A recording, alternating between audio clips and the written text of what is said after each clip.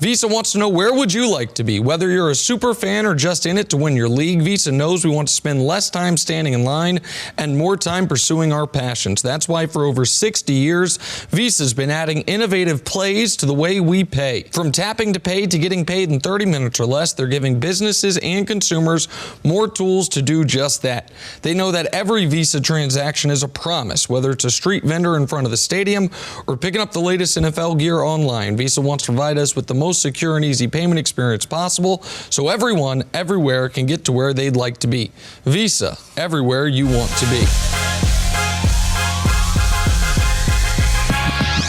Good morning, everyone, and welcome to First Things First. I'm Jenna Wolfe. That is Nick Wright. Brenton Marshall is joining us this morning. Great to see you. Good to see you, baby. Good to have you here. It is a cold and snowy Tuesday morning here in New York, so stay in bed and watch us talk about sports for 3 hours. We're so good at it. Let's start that talk with a little Monday Night Football from last night. Here we go. Kirk Cousins and the Vikings in Seattle to face the Seahawks. Pick this up in the third quarter. Russell Wilson finds David Moore deep, 60-yard touchdown, puts Seattle up 27-17, part of their 24 unanswered points. Vikings would not go away. Cousins finds Kyle Rudolph for the great catch and TD. That made it 34-30 with just over 7 minutes to go in the fourth. Last chance for the Vikings. Cousins looking for Irv Smith. He cannot connect on fourth down, and Seattle holds on to win their fifth straight game. 37-30 your final. They now own the top spot in the NFC West. Here's Russell Wilson after the game. Well, we're right where we want to be, and we just got to keep working hard, keep staying poised, keep staying neutral. Don't go too high, don't get too low. Ignore the noise and play ball. Let's go win. Why not? Why not us? We really believe that. We really believe that we have everything that we need, and we have everything that we want. And we got a lot of great players, and we can do it. Nick, this was a great win for Seattle because that guy didn't have his best game last night, and they were still able to win. How impressive are the Seattle Seahawks? Yeah, and I thought Russ played really, really well, aside from the one anomaly, which was he throws a pass, it gets batted back to him. He tries to bat it down like you're taught, and instead of batting it down, he propels it directly to a Minnesota Viking, which ends up being a pick six, which at least temporarily flipped the game. But I thought Seattle, a team that I've been very critical of over the last couple years, even though a team I like a lot, because they are too dedicated to the run game. They saw that Minnesota, and Russ talked about it after the game, Minnesota was going to stay in too high safety the whole game, basically dare them to run the football, try to make sure that things like the 60-yard pass they did connect with Moore wouldn't happen, and dare them to run. So they said, okay, we'll run the ball on you for 200 yards. And once again, Seattle and this Russell Wilson offense finds a way to win a game where the defense doesn't play great. This was the 7th time that the Seahawks have allowed at least 25 points, and in those games, they're 5-2. Yeah. The whole league, when you allow that, the Giants are 1-9, the Panthers are 2-5. The teams that allow that many points that often don't typically win. Seattle's been winning that way all year, and you alluded to it in the open, Jenna. You lose this game, and all of a sudden, you're that 5 seed, to making sure you're still in good shape for the playoffs, but your ability to win your division and your ability to get a bye are essentially eliminated. You win the game, and now all of a sudden, the Niners, after being one of the, I think, the last undefeated team in football, they are staring at the 5 seed, and Seattle is looking at potentially home field advantage going through their stadium. So a huge win, impressive win, and I thought Russ, even if the stat line doesn't show it, played really, really well. Yeah, I mean, you said a lot there. Why was this a big game for the Seattle Seahawks? Because of what you said, home field advantage. When you look at this year, the first 2 losses, all right, their only losses, Baltimore, New Orleans at home, all right. They need to fix that right away when they get into the playoffs because they have everything they need. When you look at the 5 10-2 teams, the Saints, the Ravens, 49ers, you got the Seahawks, and you have the Patriots. Out of all those teams, the scariest team is the Seahawks. Why? Because they have Russell Wilson, who's the X factor, who doesn't need weapons, but he has weapons. They have a running game, a ground and pound running game. They do now. But they're also dynamic with their running game. Some people just hand the ball off and they just, hey, let's just go down their throat. But these guys, the schemes and how they dial it up, it's unbelievable. But the thing that's going to get them beat is those two things, right? Home field advantage, one. And then the second thing that you said was their defense. Defense has not been great. Well, here's the reason why. Because they have done the same thing over and over and over again for almost 10 years. Everyone knows the blueprint. Everyone has the blueprint. Everyone knows their job, like the linebacker's job in the entire NFL. So I know if I go 3-by-1 and it's third and short, I know exactly what everybody on the defense is doing. Going into the playoffs, if they want to win the Super Bowl and they're in this prime moment, they have to clean that up. We all know what their defense does, their responsibilities. Have to clean it up because you have too much on the offensive side that can literally take you to the Super Bowl and win it. So here's one of the reasons, just quickly, why I think Seahawks fans this morning should be so happy about where their team is right now. Before the year, I said I thought Seattle could win this division. That was a minority opinion. Yeah. Most people thought Seattle overachieved last year by finding its way into the playoffs, and that this year, with how loaded the NFC was, with the Niners coming on strong, people thought the Rams were going to be better than they've been thus far this year, that this was really year 2 of a multi-year, don't call it rebuilding, but retooling for Seattle. That next year, when DK Metcalf is a year older, when Rashad Penny, you find out what you have in the former first-round pick, when you have a real replacement for Doug Baldwin, when the defense is further rebuilt, that next year would be the year Seattle could get back to the championship-level expectations. Well, they are there already. Like, they are a team that absolutely nobody wants to face because they can beat you so many different ways, and because if the Seahawks' weakness is defense, that means it's a weakness that because of the history there and the talent of Bobby Wagner, Jadeveon Clowney, Trey Flowers, you feel like if that's their weakness with that much big talent, at least on one player on each level, it's something that in an individual playoff game might actually turn into a strength. And if that is their weakness, they're still 10-2. They're still undefeated on the road. Yep. They now have a run game, which you saw from Rashard Penny and Chris Carson last night. You still have Russell Wilson there as an MVP candidate. But we talk so much about ramping your team up to get to the playoffs. Like, you want your team playing your best football when you have a couple games left, right? Yeah. So you build that momentum going in. Pete Carroll talked about this after the game last night. How well prepared is this team as far as being ramped up and in the greatest place right now as you get ready for the playoffs? I'm laughing because I don't know if you guys remember, but I was there last year, okay? I played for the Seattle Seahawks last year. So when we talk about ramping up, they're never ramping up. They're always ramped up with Coach Carroll. Every single day is a championship day. When you walk in the team meeting room at 8 a.m. in the morning, you have loud music. You have 10 guys standing up shooting the basketball. That's why they're so good. And to your point where you're like, man, this team, like, who would have thought that this team would be here right now? This was supposed to be a rebuild, a revamp, whatever you want to call it. But the reason why is because of Pete Carroll and everything that trickles down from there. He sets the standard every single day. Russell Wilson sets the standard every single day. Bobby Wagner sets the standard every single day. I've been on 6, 7 different teams. I don't even know now. I don't even know how many teams I played on. But I've been on so many teams, and I'm telling you, what they have there is special from a leadership and a culture standpoint. It's like no other place in the National Football League. It's unbelievable. And your point about the being there last year in a year where it was the first time in the Wilson-Carroll era, the year before, they had missed the playoffs. Now, they still had won 9 games, but they were coming off what was the worst year that they had had. And even last year, you're saying every day it was a championship mentality. Every day. Every day it was not a, listen, we are from the outside looking in, we're retooling or rebuilding. It was, why can't we do what we did in the beginning of the Wilson-Carroll era, which is go to and win a Super Bowl? Why can't we do that again? Here's the scary thing about this team and Russell Wilson. Actually, when they lost Richard Sherman, they lost Doug Baldwin. All right, now I have some insight because I was there. I think that made Russell Wilson better. You think about all of that tension that the defense, offense, Russell, all these stories that came out. I was actually there and I was able to witness, like, man, they have too much turmoil from the defensive side to the offensive side. Now this is Russell Wilson's team. Yep. Look at this guy, man. We all know the talent that he has physically, but the mental capacity that he has to be able to lead his team week in and week out is like no other. But now you don't have the distraction of a Richard Sherman, a Doug Baldwin, and all these other big ego guys franchise that's really like taking your place as the leader. This is his team. Now let's see what he does with it. Talk some Dallas Cowboys now. Hard to describe the year they've been having. Inconsistent, underachieving, over and then underwhelming at times. Okay, maybe it's not that hard to describe the Dallas Cowboys. Looking to bounce back after last Thursday's terrible loss, facing the Bears this Thursday night. Ezekiel Elliott has heard all the criticism. Here he is at practice on Sunday.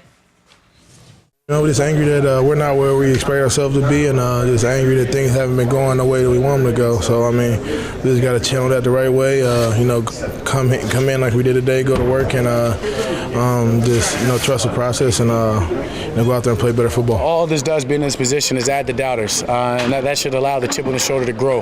Get the people off the bandwagon and just know it's about us, the people in this locker room that have to go out there and execute, and it just allows this locker room to get tighter. I feel like that hat's too big for him, but that's neither here nor there. Nick, is there any way? Anyway, the Cowboys, you think, can turn things around and actually make a deep playoff run here? Absolutely not. And I want to talk about what Dak said in just a moment. But to answer your question directly, no. The only reason the Cowboys and playoffs are in the same sentence is because of the 8 divisions in the league. They're in the weakest one. If they were in how many wins does it take to lead any other division? 10, 10, 8, 8, 10, 10, 9, and then 6. Wow. One of these things is not like the other, and it's the NFC East this year, where you have a Giants team that is right now in the pole position for the number 2 pick of the draft, a Washington team that's been bad aside from the one RG3 year since, I don't know, the Clinton administration, and you've got the Eagles, who might be the most disappointing team in the entire league. So Dallas at 6-6 is leading it. But you cannot be this mediocre, which is the worst thing to be in sports, and it's exactly what the Cowboys are. Mediocre through 12 weeks, Brandon. Yeah. And then all of a sudden expect to be able to to go on a deep playoff run. What does that mean? Win 2 playoff games, get to a conference championship game, something they haven't done in a quarter century. So that means you win a home playoff game against an 11 or 12 win Seattle or San Francisco team, because that's who you'd be playing. And then you go on the road to a 12 or 13 win New Orleans or Green Bay team and win that game. No, to me, they have no chance of that. I know everyone says you make the tournament, you got a shot. Not these Dallas Cowboys, not this year. No, not at all. I mean, I don't even trust them to make the playoffs.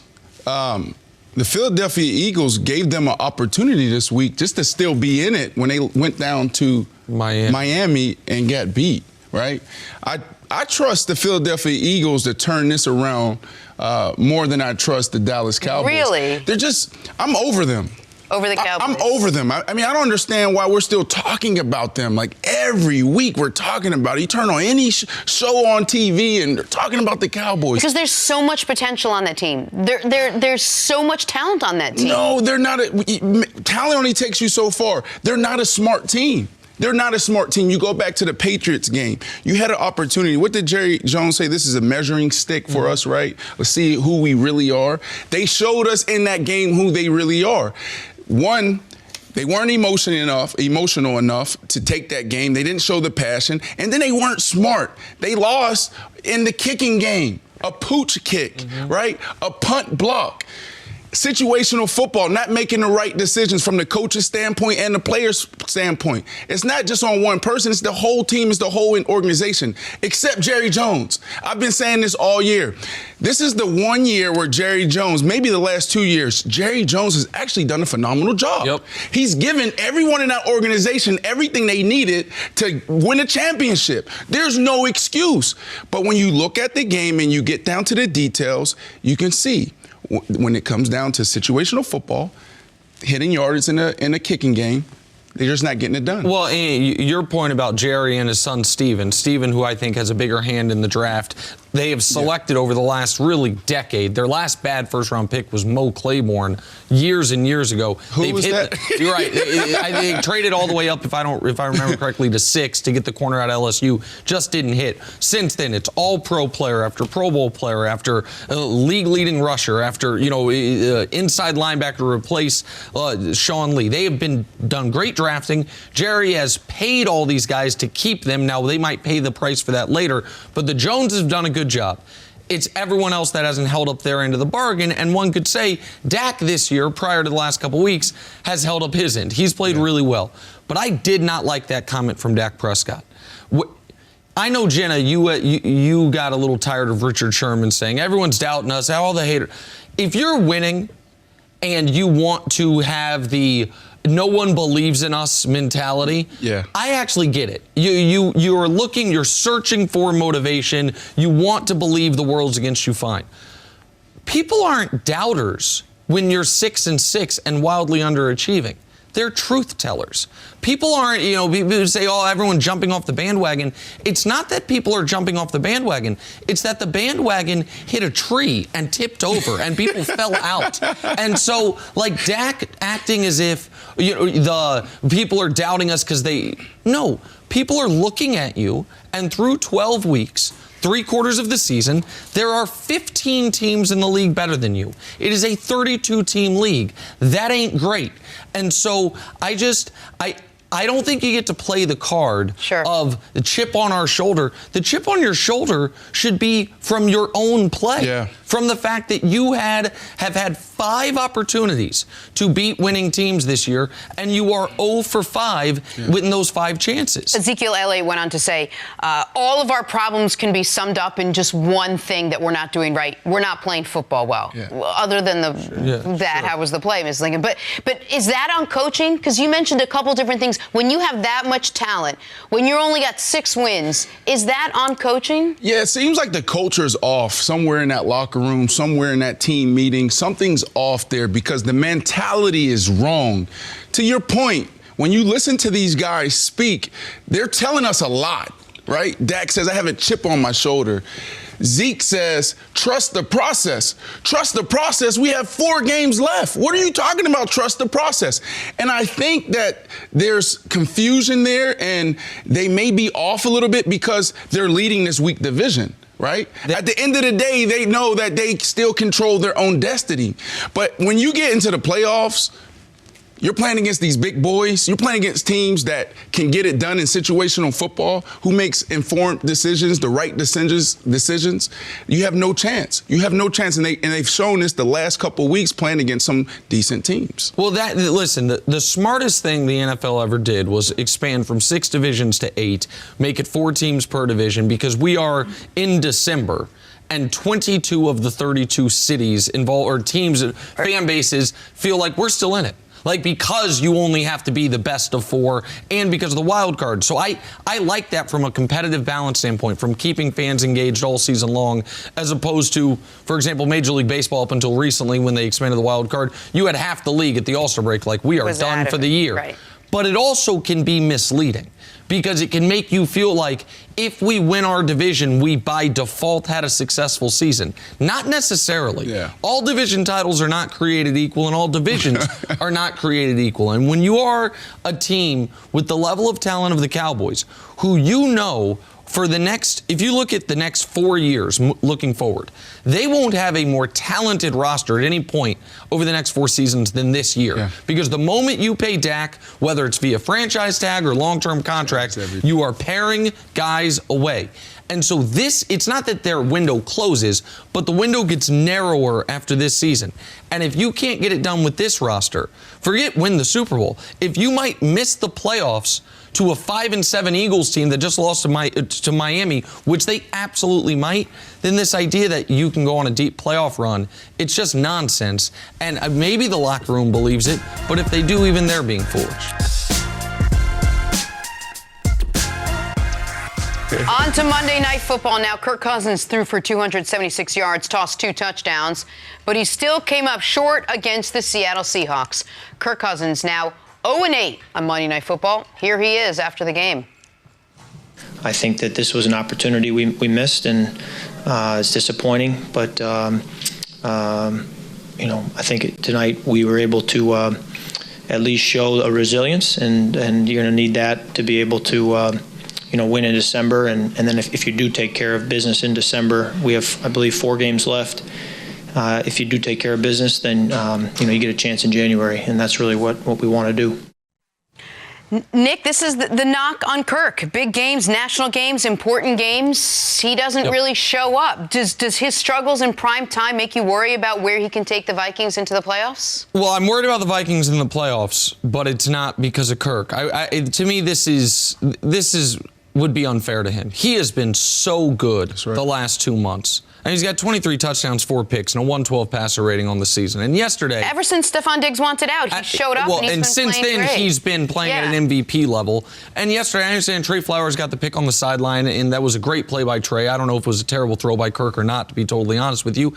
And it's another loss on prime time. It's another loss on Monday Night Football. It's another loss to go along with this narrative. And by the way, the Vikings are going to be the 6th seed, which means they're going to be on the road against either New Orleans, Green Bay, Seattle, or San Francisco in the first round. They're going to lose that game. I mean, it's going to be another primetime game he loses, and this narrative is going to continue. But this year, he has played great. He has played up to his and exceeded his contract. The Vikings, if there's accountability to be had for last night, it's the overpaid defense, not the overpaid quarterback. Yeah. Kirk Cousins didn't allow, 37 points in this football game? If you'd have told me the Vikings are going to score 30, that should be enough against Seattle, especially you mentioned the Seattle's only 2 losses this year have come at home. It's not like they've been invulnerable at home. So Kirk this year has been the exact guy Minnesota signed him to be a Pro Bowl level quarterback that raises the tide of the offense to go along with a dominant running game. The defense, whether we saw, was it Xavier Rhodes and the safety Harrison Smith kind of talking on the sideline after that coverage bust, the defense has not been close to the dominant defense of 2 years ago that carried them to the NFC Championship game with with Case Keenum.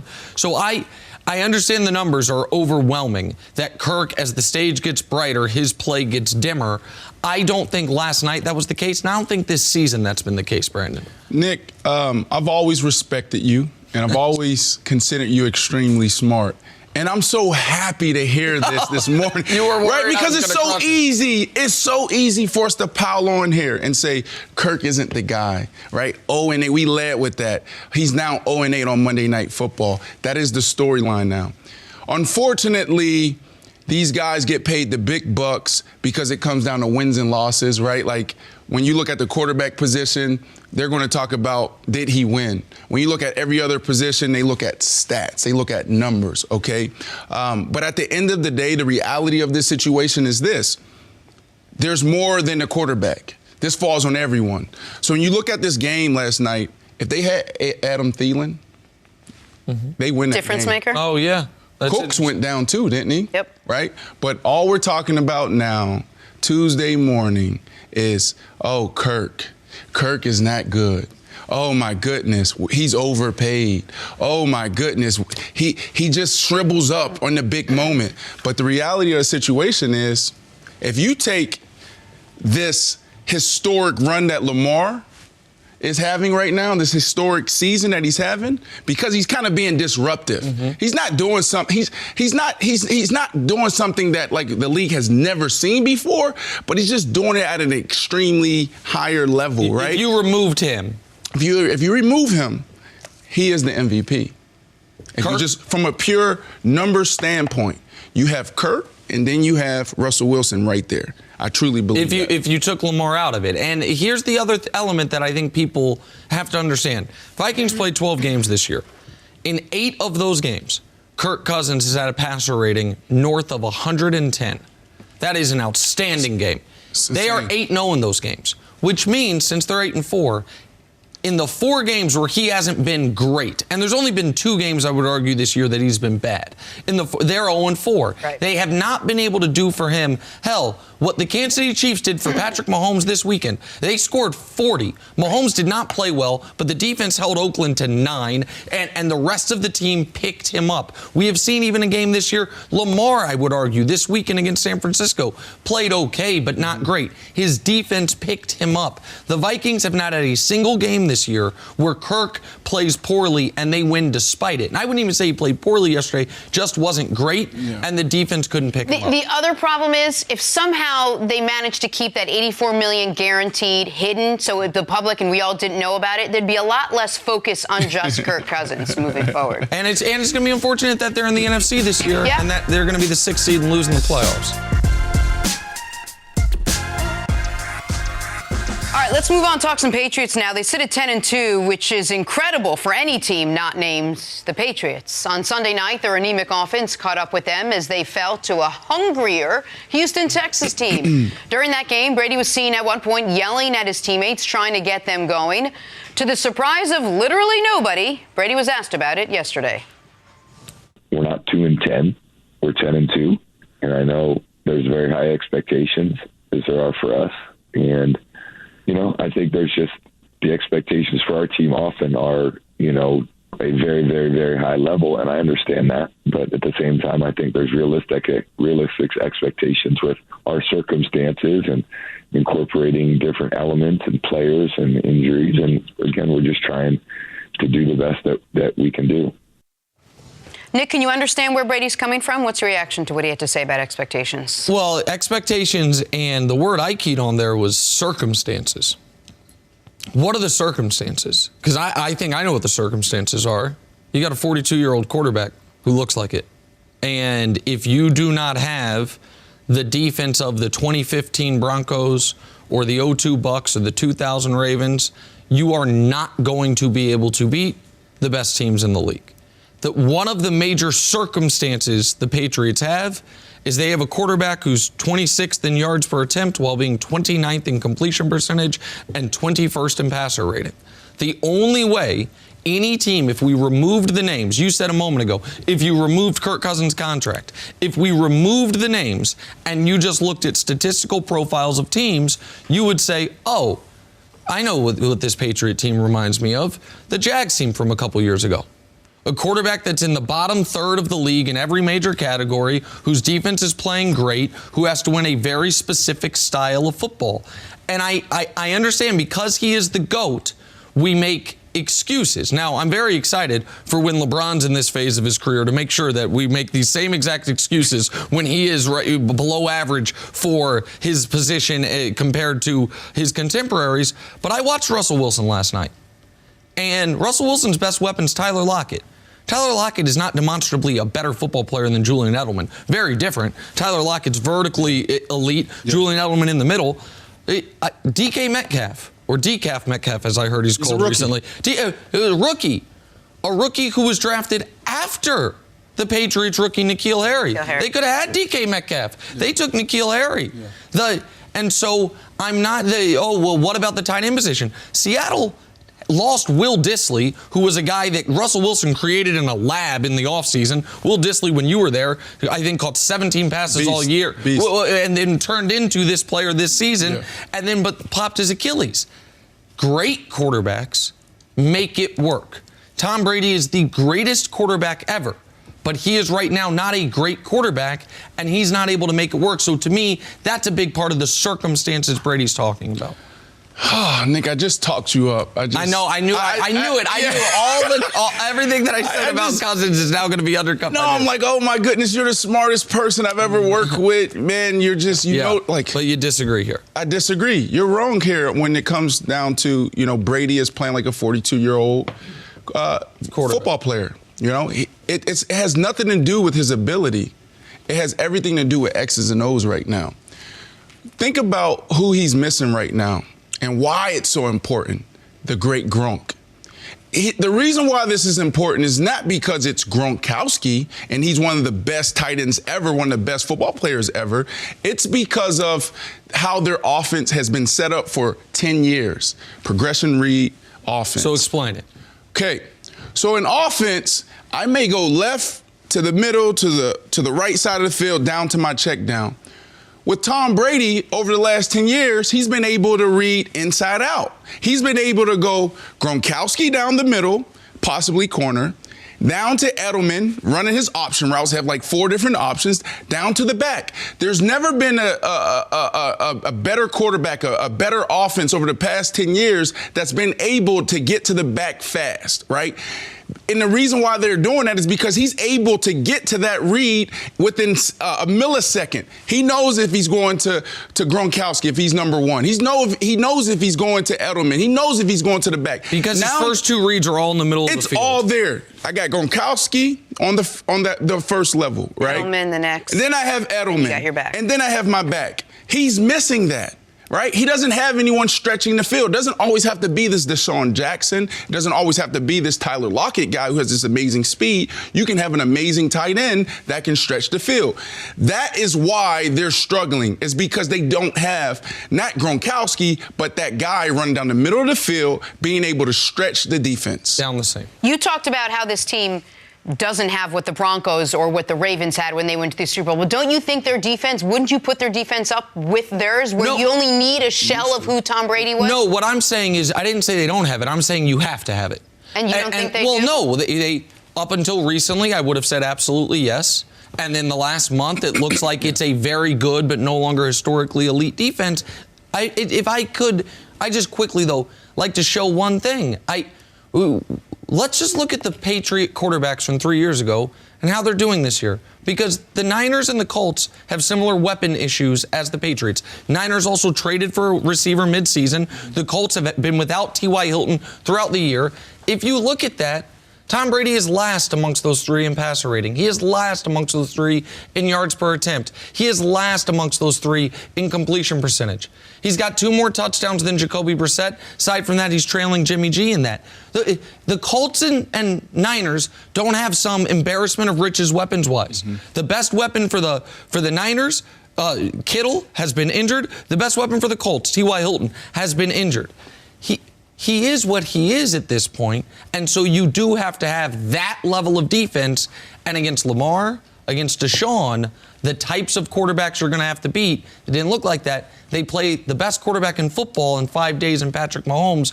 Very curious how that defense looks, because I know how the Patriot offense is going to work, because Gronk ain't coming back. Gronk ain't coming back, but they can definitely help him out. Coach, do you see a way the Cowboys can turn things around? Maybe make a deep playoff run with where they are right now? Yeah, but need to get away from all the talking. And whether it's the post-game tirade that goes on, and I know Michael Bennett has experience with winning programs, but to come in and blast the team after the game, and he hasn't been there very long. So there's that element. There's the chippiness that they're talking about in practice. There's the chip on the shoulder that we just heard about. I don't know how much closer the locker room can get with the amount of adversity that they've had.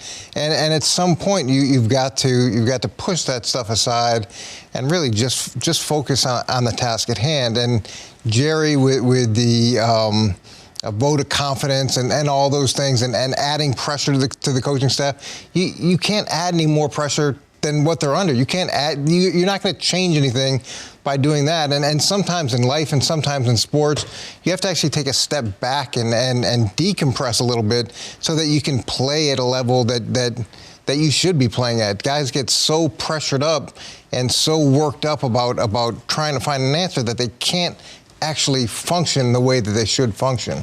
Coach, well, 2 things. One is with the Michael Bennett thing. Is it fair to maybe put that in a slightly different category only because he did that, he thought, behind closed doors? He was just so loud that other people heard it. Like, that wasn't a public statement. It was an outburst that became public because people heard it outside of the locker room. Like, he didn't go on a rant to the media. He wasn't trying to send a message outside of the locker room. At least to me, that's a little different than Dak in front of the microphones saying what he said. To answer your question, Jenna, I do not think they can. I think in the NFL, unless you have had some devastating injuries where everyone's getting healthy at the end of the season, you usually are about what your record says you are. And the Cowboys' record says they are the definition of a league average team. They're league average they're at 500, there's about 15 teams better than them, 15, 16 teams worse than them, and just eye test. They beat really bad teams, aside from the Jets. They lose to the good teams. That is who they have been all year. So I don't think they go on a playoff run. But Dak's comments irritated me, and I like Dak the way he's conducting himself his whole time in the league. So maybe irritated is an unfair word, but they rub me wrong because the chip on your shoulder, no one believes in us thing, I get playing that when people have every reason to believe in you and they still aren't. If a New England Patriot came out today and said, you know what? We're 10-2 and everyone's acting like the sky's falling, no problem. Stay off the bandwagon. We'll see at the end of the year. Then at least I get it. Richard Sherman with his commentary. Richard Sherman did it in San Francisco. Right, when it's like don't jump on it now. We know you think we're paper tigers. The reason people don't believe in the Cowboys is because the games are on television and we've watched them. Like we're not doubting you. We are accurately and fairly commentating on how you've done.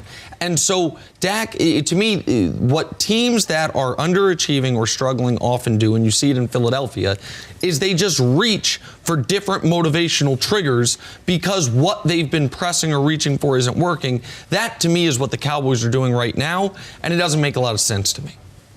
Yeah, I mean, this is simple for me. The Cowboys coach, they're not a smart team, right? I think that's what it comes down to it for me. I'm over the Cowboys now since the Patriots game, when I was able to watch the game and watch it very closely and see that they weren't controlling the things that they control. You can control punt pro, meaning that you should never give up a block punt, right? You shouldn't be jumping off sides, especially in crucial moments. They're not a sound football team, and that starts from the top all the way down to the players. And understand that they're pooch kicking. You got to understand that. Do I fair catch this? Do I catch it? Do I go up and block, or do I let my return man come up and hit? These are things that we literally, as from a player's perspective, we literally walk through, it seems like, every single day for like an hour on just situational football. And that's what it comes down to. You can talk about all the talent in the world. You can talk about all the players. You can talk about all the X's and O's. But it comes down to making the right decision in those crucial moments. Coach, how big is the gap between the potential on this team and where they actually are?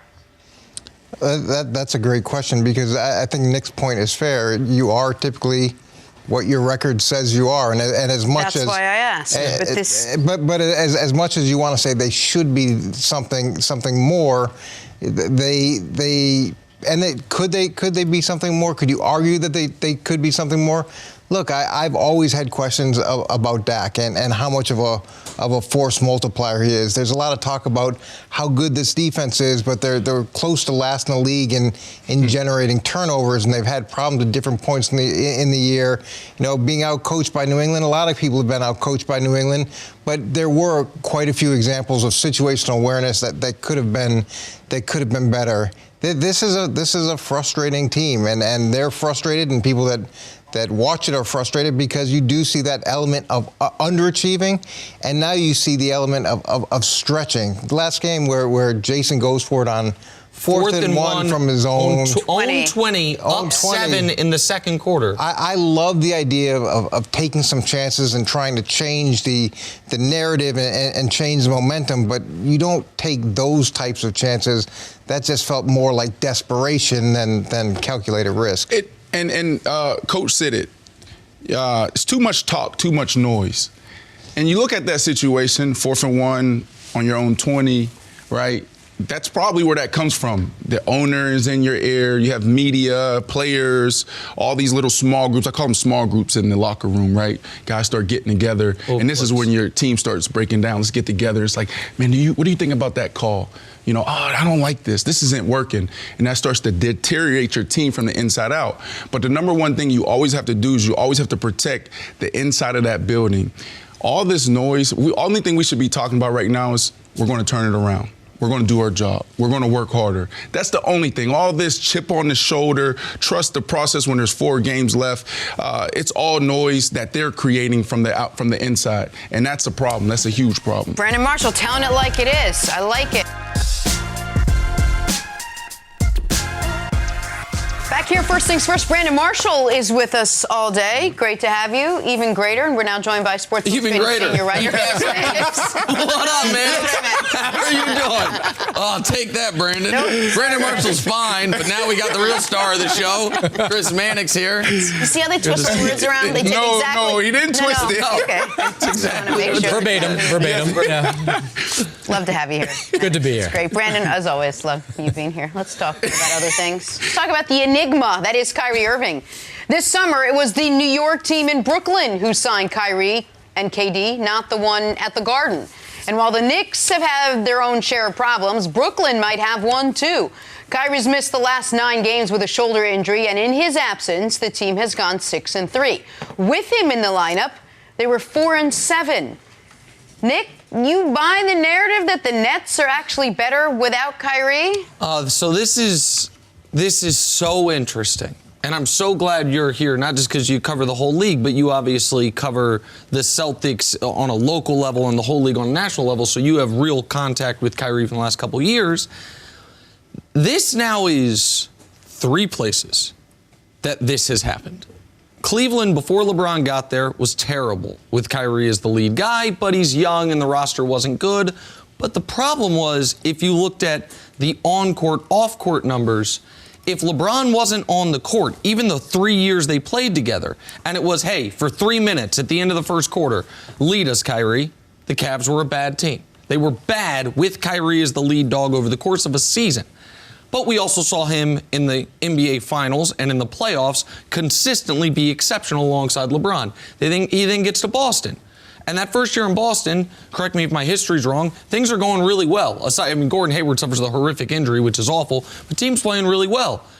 Then Kyrie gets hurt, and they go on this really improbable, magical playoff run that, yeah, it did take them 7 games in the first round, but they won it. Then they win in the second round. They get up 3-2 on the Cavs before LeBron goes Superman on them to end their year.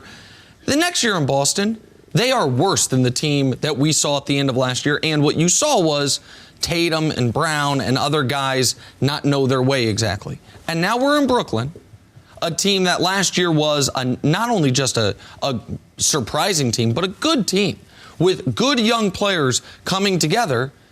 And Kyrie gets there, and Spencer Dinwiddie's production falls off. And the team Kyrie's numbers are unbelievable. He's averaging almost 30 points a game. He's sensational. He hits a game winner. He almost hits another game winner. He does all these things, but the team is losing. Then Kyrie gets hurt, and all of a sudden Dinwiddie's playing himself again. The team's winning. And so at some point, it's not a coincidence. I can't find the analytical reasoning, which is what I try to lean on, aside from maybe he is such a ball-centric player and such a gravitational player as far as everything has to revolve around his offense that other guys get stagnant.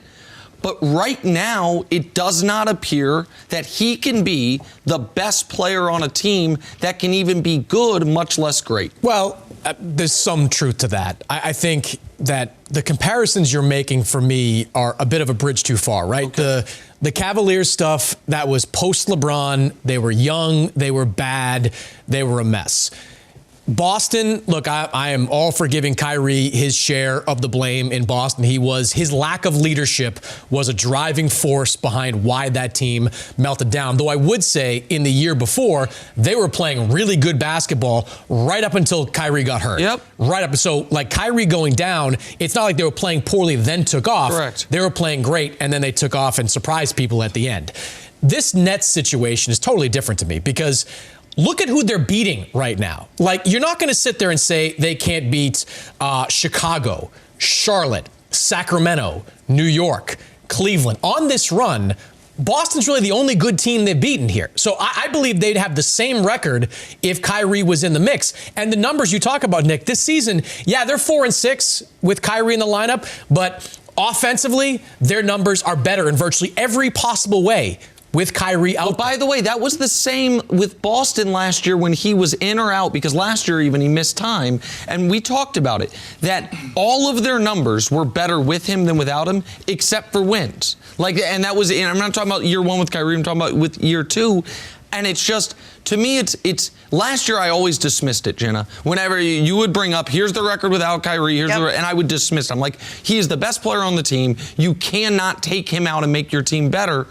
But if it happens again, and maybe this is too small of a sample, then to me it's something that has to be acknowledged. I'm not concerned at all. I'm actually moving back to Brooklyn. All right. So 3 years I played in New York, 1 with the Jets, 2 with the Jets, 1 with the Giants. I lived in Brooklyn. All right. I'm a Brooklyn guy now. I'm moving back to Brooklyn, and when I do, my son and I, we're going to sit courtside. I am more excited about this team now than I ever have been. This isn't about Kyrie, right? This is just about the narrative. This is the story, right? And so if we want to dive into the story, let's do that, okay? When you look at the Cavaliers in that situation there with LeBron James, this is more about the maturation of Kyrie and him trying to find his way. I leave that situation the way I did, and it was bad. It was toxic. And I go to Boston. Now it's me. I am the man. Let me go lead the way. That's not his makeup. He's not a leader. He's a talented guy. He's one of the best basketball players ever to walk this earth. He's not a Batman. He's a Robin. But he's not a leader, okay? So he learned that there. They didn't bring Kyrie in to lead my Brooklyn Nets team. They didn't bring him in to be the leader. They brought KD in to do that, right? So this is more about, okay, this is the story and less about Kyrie and his personality. I'm selling this. I'm not concerned at all. I'll be sitting courtside come next year. Yeah, look, it's a fair point on the Kevin Durant stuff because in a way, none of this really matters. Like, nothing this Nets team does this year actually matters. As long as they are not the basketball version of the Clampets and that they hate each other and look like Boston from last year, everything else is going to work out. It's going to be a completely different team playing a completely different style at this time next year when Kyrie comes back. Now, your earlier point... When KD comes back. When KD comes back. To your earlier point about how Spencer Dinwiddie's numbers go down, that's a fair concern because these guys have to know what they signed up for. Spencer Dinwiddie was one of the driving forces in bringing Kyrie Irving to Brooklyn. He was the guy in December that is texting Kyrie Irving saying, this is where that you want to be. So this is what you wanted. You've got to kind of accept it. But if they bow out in the first round of playoffs this year, even if they don't make the playoffs, it doesn't matter. As long as they don't hate each other, it does not matter. Okay, so hold on. This is more general, but we got to stop with the nothing matters but the one team that wins the title. Nothing matters for Brooklyn this year because they can't win the title, so why play the games? It's one of the reasons that despite the league having more parity than ever before, this season being so interesting, people aren't watching as much. Pardon me. It's one of the reasons that the narrative surrounding all-time great players like James Harden, has he made an NBA Finals in Houston? Well, 40 a game. Who gives a damn? Everything matters. Some things matter more. And whether or not Kyrie Irving, even for one solo season, can be a part of a winning formula does matter at least to a degree. But he's a champion, though, Nick. He's a champion. That says a lot. We put guys in these positions as leaders because they're talented. If he's walking around and he wants that and he's saying, I am the leader, then that's his fault, right? But this guy is a champion. He has that pedigree. All we need from him, I need 25 points a game to win.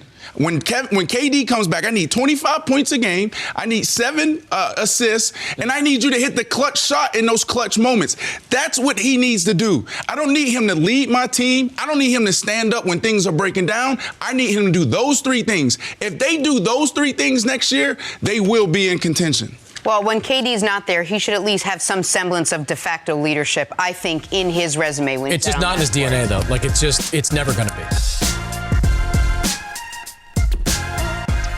Nick, you think Russell Wilson can challenge Lamar for MVP? Oh, absolutely. There's too much of the season left to act like this award is done for. At this point last year, Drew Brees was the prohibitive favorite, a bigger favorite over Patrick Mahomes than Lamar is right now over Russell Wilson. And then by the end of the year, Patrick was nearly a unanimous MVP because of how the season ended. And by the way, this might become a 3-person race here in a couple weeks because Deshaun Watson's coming on pretty damn strong. But I think Russell Wilson was the leader after 4 weeks and the leader after 8 weeks. Lamar's the leader after 12. But it's very close. And I think we can we can show you the numbers real quick, Brandon, before you jump in, of how close it is.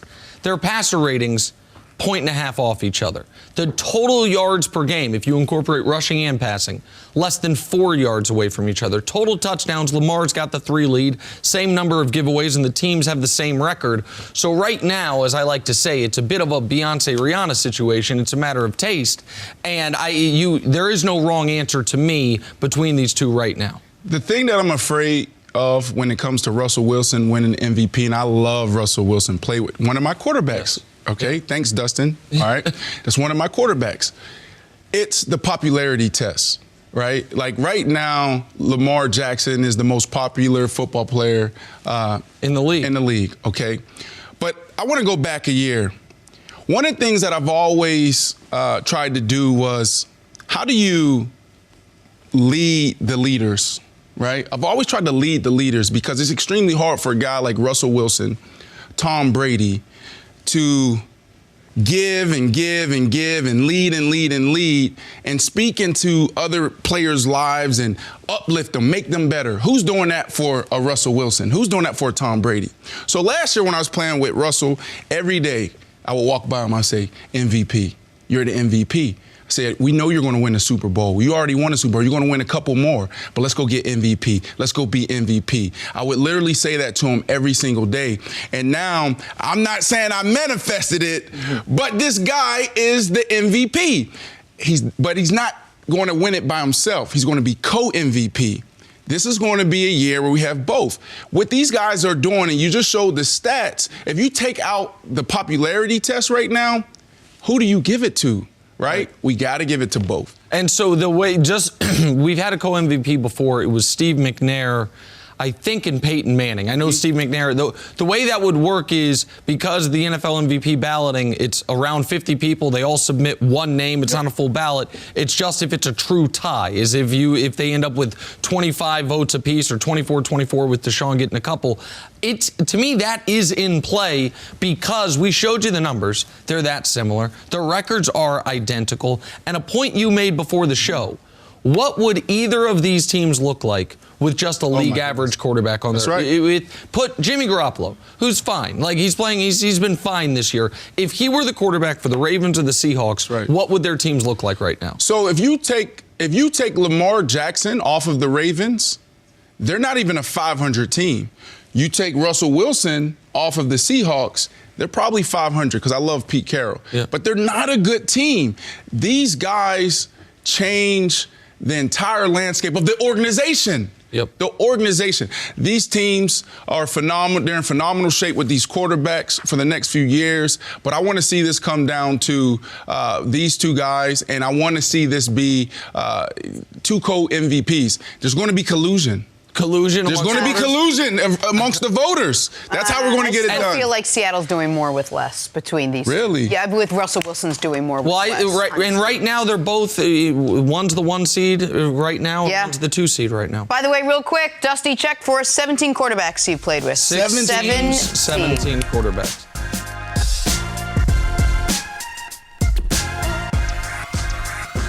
Back here, Brandon Marshall and Chris Mannix. We're talking NBA. Lakers are 17-3 this season, good enough for first place in the Western Conference. However, in November, the Lakers played only 3 teams who currently have records above 500. Their schedule is about to get much tougher now with 8 of their next 11 on the road. Mannix, you buying the Lakers are as good as their impressive start suggests? What was that Bill Parcells line? You are what your record says you are. Yes. So, yes, they've been incredibly impressive. LeBron is playing otherworldly. Anthony Davis, MVP caliber season. The shooting has been better than I anticipated with KCP, Danny Green, Rajon Rondo, all shooting right around 40% or better. But in a way, we kind of expected this type of start. We looked at the schedule and said, look, maybe not 17-3. But they needed to start at least 14-6, at a minimum. At a minimum. But yep. I think we kind of looked at the schedule and expected that. And then we roll into December, and we'll see what they're made of. You mentioned the road games. 12 games through December 29th, all against playoff teams or playoff-ish type of teams. If they roll through this schedule in December, looking like the team they look like in November, I will be all in on the Lakers. But one big thing concerns me beyond the schedule. The Lakers have to embrace load management. No, they don't. Okay, can I finish? Sorry. They have to embrace load management because Anthony Davis is out there every other game talking about a sore shoulder. LeBron James is in his mid-30s playing the best two-way basketball I've seen him play since Miami, but at a significant number of minutes per game. If you're the Lakers and you want this team operating like it's operating in April and May, you have to start giving LeBron periodic days off. Maybe not the Kawhi Leonard 22 games off schedule, but 10, 12 games during the season to make sure this team is where it needs to be. You're that guy. I'm that guy. You're that guy. Numbers, statistics, they don't tell the truth. They don't tell the truth. The reason why the Lakers are off to this start and why I'm buying it is because of effort, right? So if you embrace load management, they're not going to be 17-3, and they won't be the team to beat. When have we ever seen an NBA team embrace this type of start? Yeah, we can talk about the Golden State Warriors, but that was just off of pure talent. They were hot. But when you see these guys diving on the floor, getting up off the ground after hard fouls. The Warriors didn't do that, Brandon. No. The Warriors what? They did not do that. They knew they could coast through the regular season and be available. He's talking about before. Gotcha, Correct. So you can look at that and say, well, they embraced it. No, they were just knocking down shots. They were just a really good basketball team. This team is winning off of pure will. So if we embrace load management, they have no chance of coming out of the West. No chance. So a number of things. Did I fall asleep and forget last season? Did I just black out and miss what Toronto did last season? Hold on, let's talk. All right, fine, real quick. Sorry, I just had to. So Toronto, the team that was 17-5 when Kawhi didn't play. Yes. That was the 1 seed the year before they got him, and that is 15-4 now without him. Yeah. So maybe Toronto was very, very uniquely positioned to have their best player load manage. Secondarily on that, the second most load managed player in the league last year was who? Joel Embiid. So when Kawhi and Joel Embiid play a playoff series, is load management the winner no matter what? Because if Kawhi misses and Philly moves on, is Joel Embiid in that position because of load management? And if Kawhi's load management worked, did Joel Embiid's load management lose? So Toronto and Kawhi is in a special bucket. I don't know what bucket he's in. Because he clearly is on a different schedule than every other great player in the history of basketball. So we're going to put him over there. If he wins another title again, no one will care. If he doesn't, because the Clippers are the 5 seed and they have to play Houston or Utah or Denver in the first round, and I end up being right that this load management is going to bite them, then we'll see. But let's set that aside. First of all, schedule with the Lakers. They had a very easy last 2.5 weeks, and all they did was go 10-0 until Dallas caught them, okay? Second of all, it is so delicious to me that for a decade I heard LeBron is feasting on the East. Yeah. If he came out West, he wouldn't do it. And now all of a sudden, people are having to go to the Boise State argument. Well, what about the schedule? It's the damn NBA. Yeah. Every team plays the same schedule if you're in the West, give or take a game or two. There's slight, some teams play a team 4 times, other teams will play 3, but you play basically the same exact schedule if you're in the West as every other team in the West. And you're right. At Denver, at Utah, what they have tonight and tomorrow is the single hardest back-to-back, I believe, that exists in basketball. The elevation in Denver, the fans in Utah, I think that is the hardest back-to-back you can have. You could say at Lakers, at Clippers this year, but at least then there's no travel involved. You're in the same building.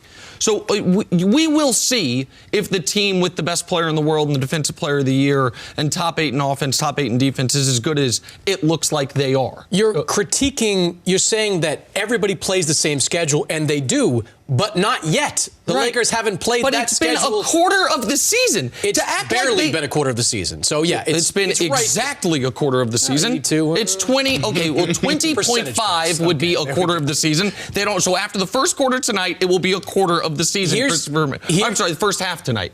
But let me get to the load management thing, though, with the Lakers. What you are encouraging is awful for the sport. And it has to matter. LeBron is different.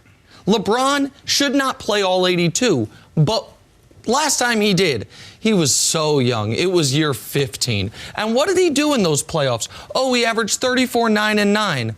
Oh, he hit multiple game winners before ripping the Celtics' heart out in game 6 and 7. And he was so tired when the NBA Finals started. He went 51, 9, and 9 in an overtime game there. So whether or not LeBron James is going to be able to handle the workload, all of his career says yes. Anthony Davis has a lingering shoulder injury. Do I think Anthony Davis should play 82 games? No. Should he play 75, though? You bet your ass. Should LeBron James play 75 to 77 games? Yes. You know why? Because they are professional damn athletes and they want to play. And the idea that we are going to use against them, well, they're trying too hard early, I think is insanity. Okay, just real quick here. You act like the Raptors were like this aberration. DNP rest was happening in San Antonio for years with Tim Duncan. And it worked. And it worked to the tune of multiple championships in San Antonio. The other thing, the byproduct of resting guys during the season is that the other players had the opportunity to get better. I think Pascal Siakam benefited from playing 22 games without Kawhi Leonard last year, being in a more prominent role than Kawhi without Kawhi in the lineup. So it enabled him, I think, to be a better player in the postseason. So if LeBron sits out some games, maybe that's more opportunity for a Kyle Kuzma to and play maybe a more you drop role. to the 3 seed and it matters. And the Spurs thing, everyone says it, and you know this, but for the audience, look up Tim Duncan's games played. They did invent DNP rest, and up until the very end, he played 74 games every single year. He would occasionally miss a game while healthy. The idea that it is now standard, though, going to be standard for guys to not even play 70, the team that invented it didn't do that. I'm not saying 60. I'm saying 70 is a good number. You missed 12 games. It's okay on back-to-backs. I'm good with that. Let me help you experts out, right? Like, you guys are phenomenal when it comes to basketball. So let me wrap it up for you guys. Both of you guys are right. I agree with load management, but not for the Lakers. Why? Because the Lakers, they're not as strong. I'm going back to Golden State. They were a team that they could participate in load management, right? Because they were that good. The Lakers aren't that good where they can take nights off. So to your point, man, these are professional athletes. They need to rest. They need to recover. It's 82 games. That's a long season. The NBA need to check that. You can miss 5 games. Fine. The NBA need to check that. But in this situation, if the Lakers want to win a championship, there's load management cannot be a part of their program. Harden's not load managing. LeBron's not load managing. The best players in the game, if they're healthy, are going to play at least 75 games this year, except for Kawhi, who gets to be on a special schedule. And because the team won the title last year, none of us are allowed to critique it. But listen, I'll take the arrows. It's bad for the sport, and thankfully the face of the sport and the best player ever at the sport won't engage in it. Well, the sport needs to fix it. 82 games is a lot. Thank you for listening to the First Things First podcast. Remember, leave us a review and tell us what you think. Subscribe to the podcast on Apple Podcasts and catch us on FS1 Monday through Friday, 6:30 a.m. Eastern.